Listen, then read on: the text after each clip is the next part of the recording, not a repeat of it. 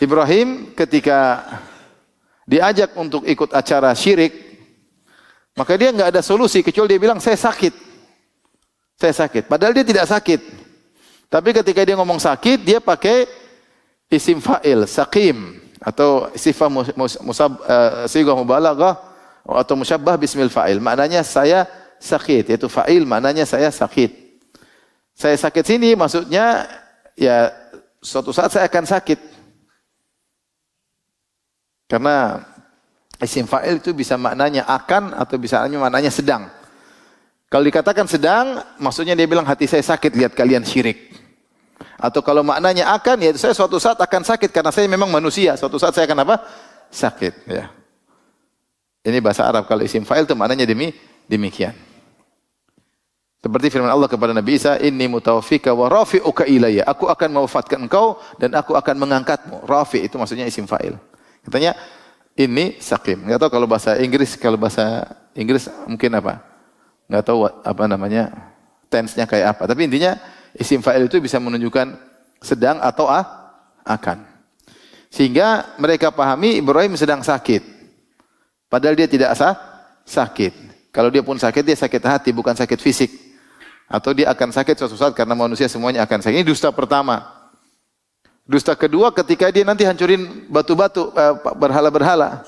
Mereka bertanya dalam surat Al-Anbiya, anta fa'alta hadza bi alihatina ya Ibrahim? Kaukah yang menghancurkan patung-patung ini? Kata Ibrahim, bal fa'alahu kabiruhum hadza. Fas'aluhum in kanu yantiqun. Justru yang gede yang hancurin yang kecil-kecil. Tanya aja sama yang kecil-kecil. Ibrahim ini dusta juga enggak, dia namanya kebenaran bersyarat. Dia bilang, seakan-akan dia berkata, yang lakukan yang gede, kalau yang kecil-kecil bisa ngomong. Kalau yang kecil-kecil enggak bisa ngomong, ya saya lah maksudnya. Karena dia bilang, fas'aluhum in kanu yantiqun. Yang bikin yang gede. Apa namanya? Kalau enggak percaya tanya yang kecil-kecil. Ini semua terkait dengan membela Allah Subhanahu wa taala. Dusta yang ketiga, Ibrahim alaihissalam ketika jalan bersama Sarah di negeri Mesir, ternyata di Mesir ada raja yang mata keranjang yang punya intel-intel untuk cari wanita cantik. Kalau dapat wanita cantik harus diambil oleh sang raja. Maka Ibrahim mengatakan, kita pasti diintelin. Nanti kalau mereka tanya kepadaku, siapa kamu wahai istriku Sarah? Saya akan bilang engkau adalah ukhti, saudariku. Karena di atas negeri Mesir ini tidak ada yang beriman kecuali saya dan kamu. Subhanallah. Satu benua tidak ada yang muslim kecuali saya dan kamu. Maka saya mengatakan engkau adalah saudariku. Akhirnya mereka datang, ini siapa nih? Ini saudariku. Kalau Ibrahim bilang ini istriku, dia dibunuh. Diambil paksa istrinya. Tapi kalau dia bilang ini saudariku, dia dimuliakan. Ya. Dia tahu Allah akan menjaga istrinya. Akhirnya istrinya diambil. Ternyata Allah jaga. Sebagaimana kisah yang ma'ruf ya. Taib. Dan 3 dosa inilah yang menghalangi Ibrahim untuk memberi syafaat pada hari kiamat. Sebenarnya ini bukan dosa.